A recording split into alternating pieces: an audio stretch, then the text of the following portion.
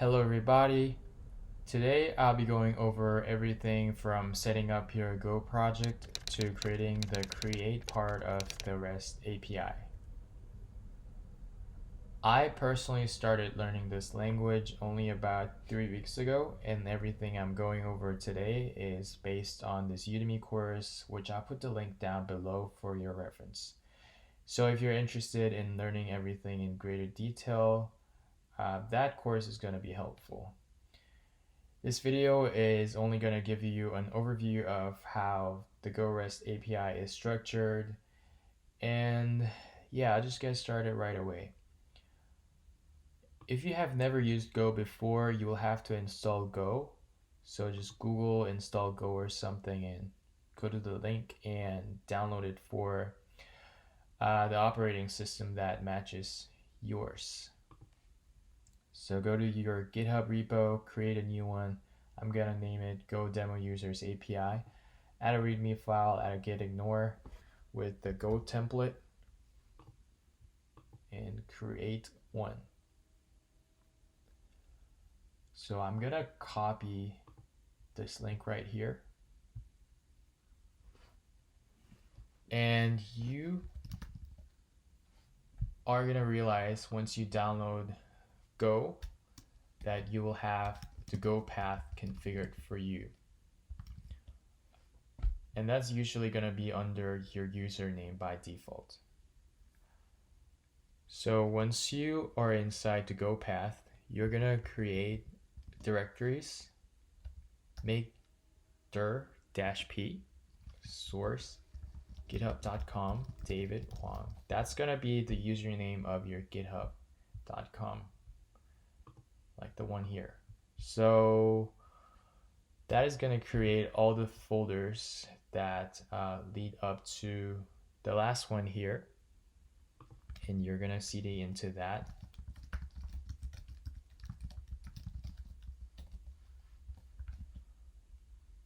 So once you're in here, you're going to git clone that link that you just copied from GitHub. So once you've done that, you're going to go into that and open up that in your Visual Studio Code.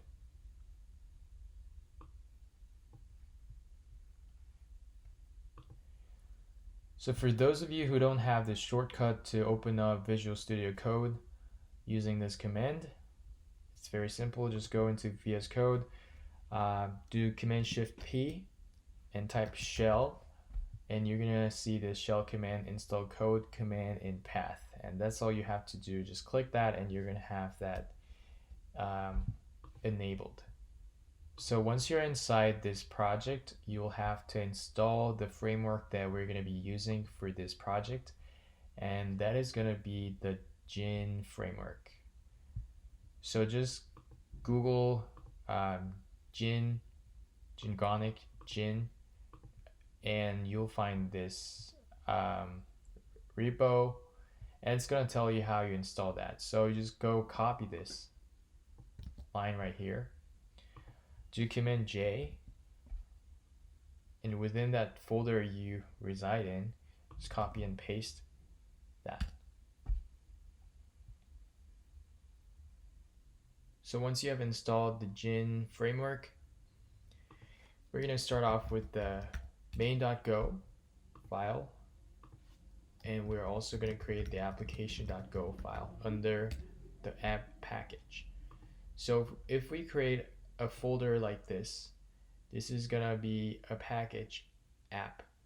So in the application.go file, we're going to name it package app on top, and we're going to create a function called start application, which we're going to call from main.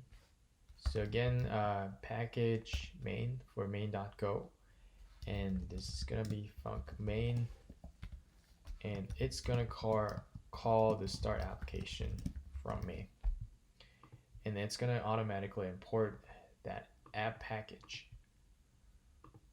So in the start application, this is where we actually call gin.default, and this is from this documentation right here for Gin. This is how you set up your Gin framework, and that's what I'm trying to do here in the application.go. And we can set up this project under port 8080, and within this we're going to have map URLs function, and we're going to create that function under this URL mappings.go. And again, we're going to call the package app and create this function called map URLs, and do a router.post users.create.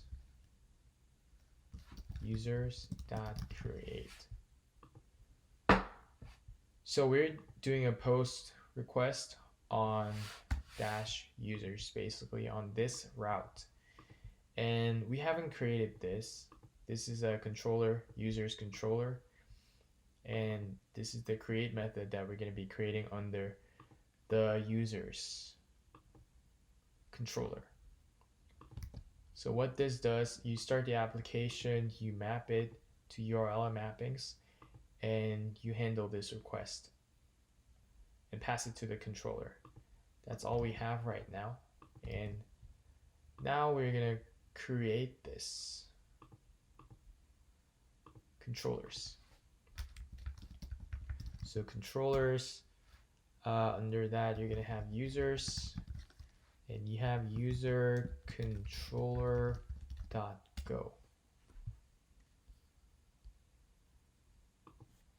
So again, name the package, and we're going to create a function called func create and pass in the Gin context in here. So as you can see here, we're creating this part of this documentation. As you see, we have the route here, which we set up in the map URLs, and we have this part. We're handling this part in the controller. So we are receiving Gin context as a parameter like shown here.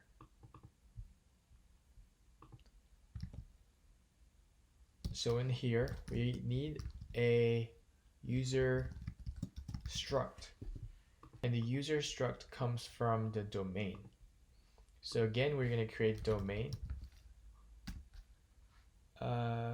users dto.go, and DTO stands for data transfer object, and we also have users data access object.go, which we're going to be using later to have access to the database. So data transfer object is what we're going to be transferring back and forth, and data access object is what's going to be interacting with the database itself. So again, in the users data transfer object, we're going to call the package and create a user struct, and we're going to create an ID in 64, first name string, last name string, and email password. And that's going to be it for now. So back in the controller, we're gonna do a bind JSON. I'll explain as I type it out. So we do c.should bind JSON and pass a pointer to the user as its parameter. So what it's doing is, when we get a request, we are gonna pass the request body from this context and pass it into this pointer to the user struct and store it there. And it's gonna return an error if there is one. and we're going to check if there is an error. So for those of you who's new to Go, what this is doing is basically running this statement right here and doing the if statement on this error right here. So this comes first, returns an error, and we are doing a conditional on this statement and checking to see if there is any error. And we're gonna return an error with c.json, and this is the response that we're gonna be sending back to the user. But again, we want to have we want to be able to handle errors, and that's going to be common across project. So we will have to create utils that we're going to be using over and over. So again, we create utils errors rest error.go. And again, we're going to call the package. And don't worry if you don't understand everything at the moment. You'll get the picture as we move along. So again, we create this rest error struct right here. Message, string, status, int, and error string. So this is the type, this is the struct that we're going to be passing back to the user when there is an error. And we're gonna, for now, we're just gonna create two types of error. We're gonna receive a string and return a pointer to the rest error struct that we created right here. We're gonna return a pointer to rest error like this, and inside message, we're gonna pass the message that we received from the user. Status is going to be HTTP status internal server error, and error is going to be internal server error like this. Need to pass a comma right there. And similarly, we're going to create a func new bad request error. We're going to have message as its parameter again, and return a pointer to rest error. And return pretty much the same as above, but it's gonna be HTTP status bad request right here. An error will be bad request. So once we have this errors utils, we're going to be able to call it from the controller when there's an error.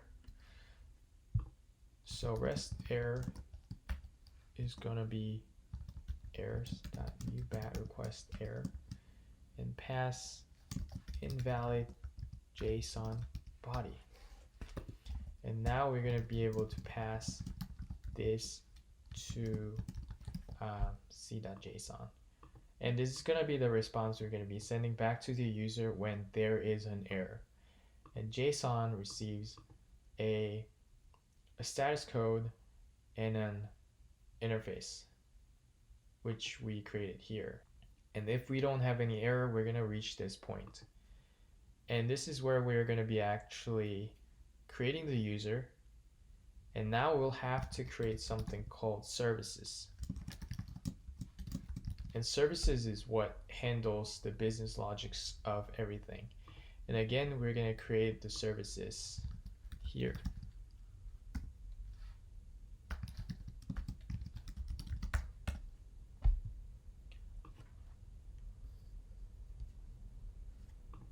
So once you're in the services, again you're gonna type the package services and create the func create user, which is gonna receive the user struct as its parameter, and return a pointer to the users and an error that we created earlier. And we actually wanna validate the user, and once we're done with the validation, we're gonna save it to the database, and we'll create a simple validation method in user DTO, and it's gonna be very simple. We're just gonna see if it's empty string or not. So we're gonna create validate method on errors, return errors, rest error, like this. And right in front of this function, I'm gonna add user and a pointer to user. And what this does is, this is called a receiver. And now this will become a method of this receiver. And just like how we call a method on an object in other languages, this is how Go works. Since there is no class involved in Go, we have to specify the receiver of this method, and that's going to be on the user. And we're going to check if user's email is valid. And first we're going to do a string trim space on this user email, and check if user email is empty, and return errors if it is invalid email address. And of course, this validation is going to be more complicated in real case, but this is usually where you would do your validation. And there's no answer to this, but this is just an example you could follow. So return errors, new bad request, error again, invalid password, like this. So once you create this validate method, close this, come back to users service. So we're gonna do user dot validate, and this is gonna return an error, which we're gonna check if there is any error, and return nil error. So in this case, for this function, since we're returning two different types, that's why we follow this structure here. And now we'll have to save this user to the database if we don't have any error right here. And again, we'll have to create this method, and we're going to be creating this method in data access object. And like I mentioned earlier, this is where we're going to be interacting with the database. So we're going to create a func save, which is going to return a pointer to the errors again, and we're calling this on the pointer to the user. And in order to work with the database, we'll have to integrate database in here before we proceed here. So again, I'm going to create a folder called data source MySQL users underscore DB and users underscore DB.go. And in our example, we're going to be using MySQL. So if you don't have MySQL, you'll have to install MySQL on your laptop or your machine, and also MySQL Workbench. So just go ahead and Google install MySQL, your operating system. Just click the link on top. Same for MySQL Workbench. Just just look for MySQL Workbench on Google and just click this second link right here, and you can install for your machine. Simple as that. So MySQL Workbench is what we are seeing right here. So once you create, this is a user interface for the users to interact with the database tables and MySQL database. So you're going to create add connection to specify your host name. This is going to be your local host, port 3306, username, and just set up your new connection the first time you interact with the database. So once you create that, you're going to come in and create a new schema right here. We're going to be naming this users db underscore 01 and set this to UTF-8. Apply.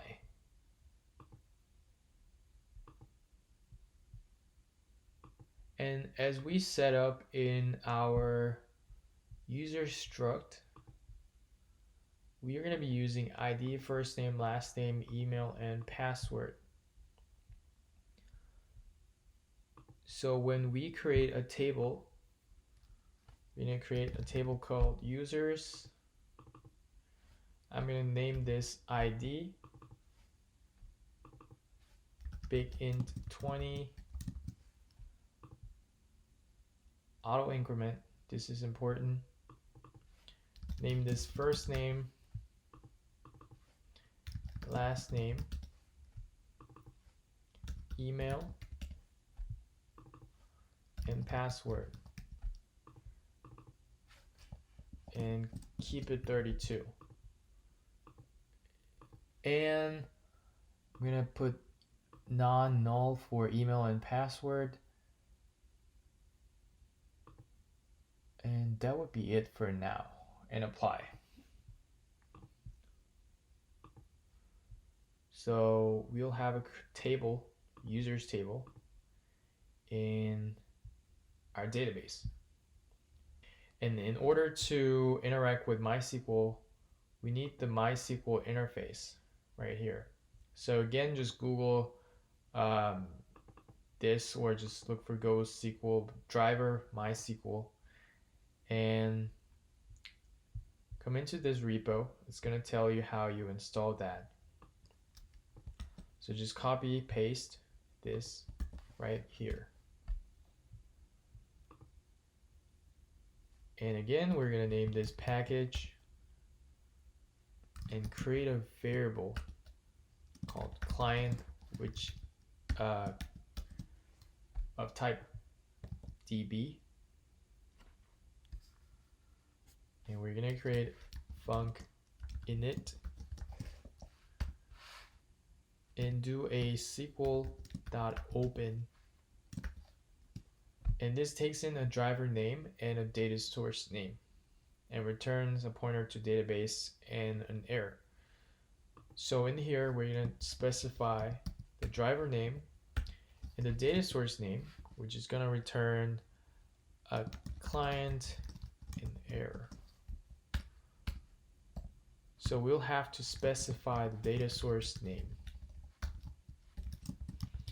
And this just follows this particular format that I'm going to be showing you right here.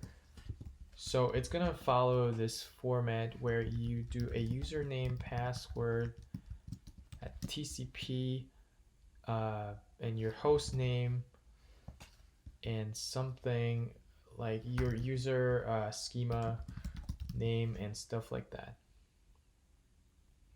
And I'm actually going to specify that all those variables right here. And this is not the convention to follow.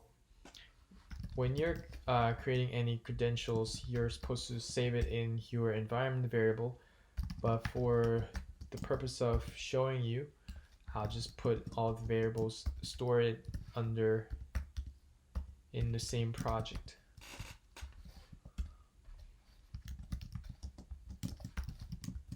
This is the name of the schema that we made earlier. So once we create this, we're going to format it such that we follow that format.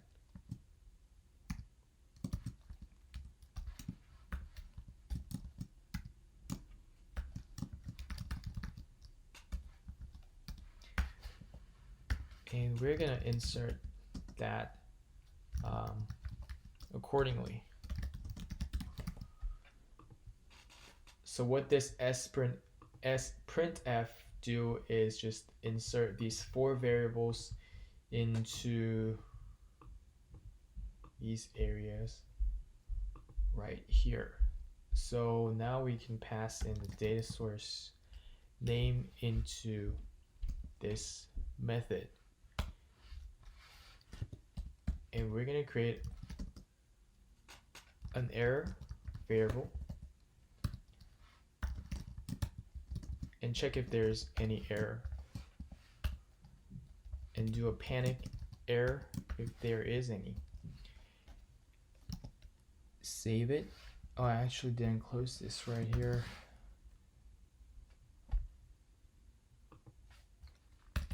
And we're gonna do another error handling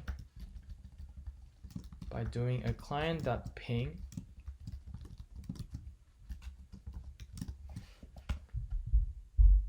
and what .ping do is to confirm the connection is still alive. And if it isn't and it returns an error, I'm gonna do panic error again and do a print saying database successfully configured. If we reach this point, that means our connection to the database was successful. And once we create that connection to the database, we can now access it from data access object. In here, we're gonna do users db.client prepare and insert the query in here. And we're gonna create a variable query insert user, a const variable actually, query insert user here. First name, last name, email, password, values.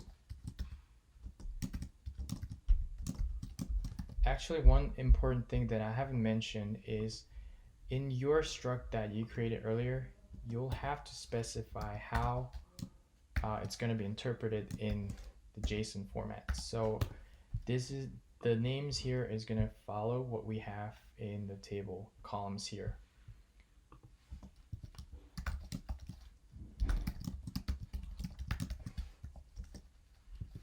So JSON last name,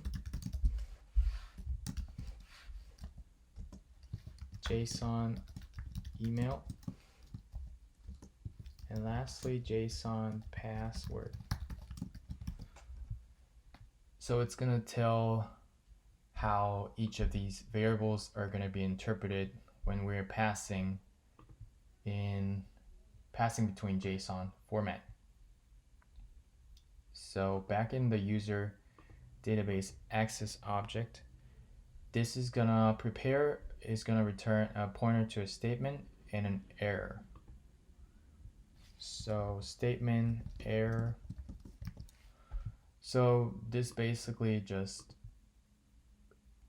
creates a prepared statement for later queries, and this is just we're just inserting this query to be accessed later. And we're going to check if there is any error here again as usual, and return errors new internal server error if there is an error like this. And what's important with statement is that we have to close it, and we do defer that statement at close like this. And this is very important, or else this statement is just gonna leave open forever. And once we have this query prepared, we can actually call this statement and execute it. And in here, we're gonna be passing in the values. So I'll just type it out first. User.last name, user.email, user.password, like this. And it's gonna return the insert result and an error while trying to save. So I'm going to name this save error. So what it's doing is we're inserting these 4 different values into this statement right here that we inserted here. So we prepare this statement. So we're preparing this statement basically and executing it with the values that we're passing in here. And again, we're going to check if there's any error here. And return errors. New internal server error. Database error, like this. And there is actually one more step that we have to do. And that is to save the ID manually. So if we realize that we don't have any error, that means we have successfully inserted these values into the query and saved it into database. Save it in the database. But because all these values that we created, we pass it in to the statement, but ID is auto-generated, so we have to call it back from the data. So from this result that we have here, we are going to call last insert ID, and it's going to return the last insert ID as intuitive as it sounds. So user ID error, again we need to check if there is any error. Check if there is any error. Return errors.new internal server error, and we're just going to say there's a database error. And lastly, we're going to return nil if we reach the end of this method. Actually, before that, I missed this. User ID. So we're actually manually saving whatever we have, the last insert ID, and manually saving in our user, a pointer to the user. Okay, so that was it for the database data access object, and we have the save method prepared for us. Now back in the user service.go.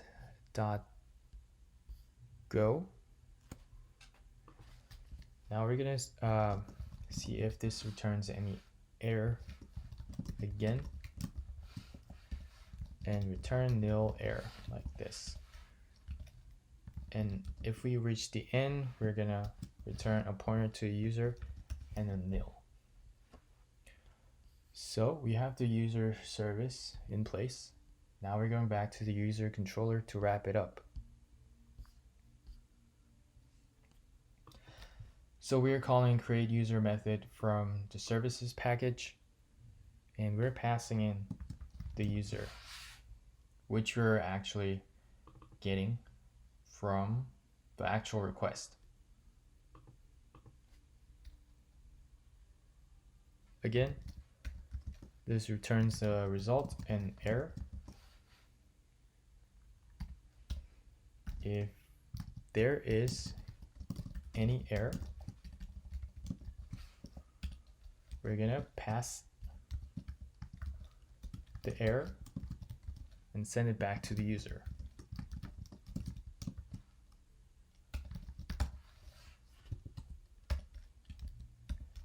And if there isn't any error, that means we successfully created the user, and we're going to send it back in our response.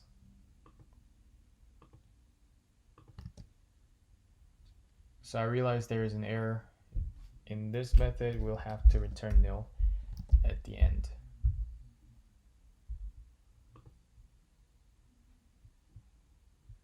So everything is pretty much ready at this point. We are going to test it out. So in order to test this out, we're going to go run.main.go. And it's going to show the database successfully configured, and it's going to show you the available route that you have access to. So we're going to be using Postman 2. Actually, just Postman. I have 2 of those, so it's called Postman 2. But we're going to send a post request to this route and see if we have everything saved in our database. So I have this prepared: first name, last name, email, and I'm also going to have password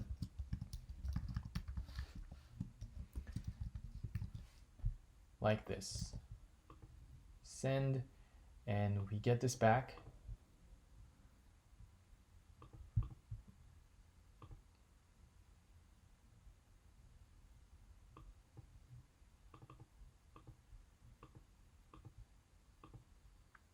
So as you can see, we just passed in the first name, last name, email, and password as we've passed in here.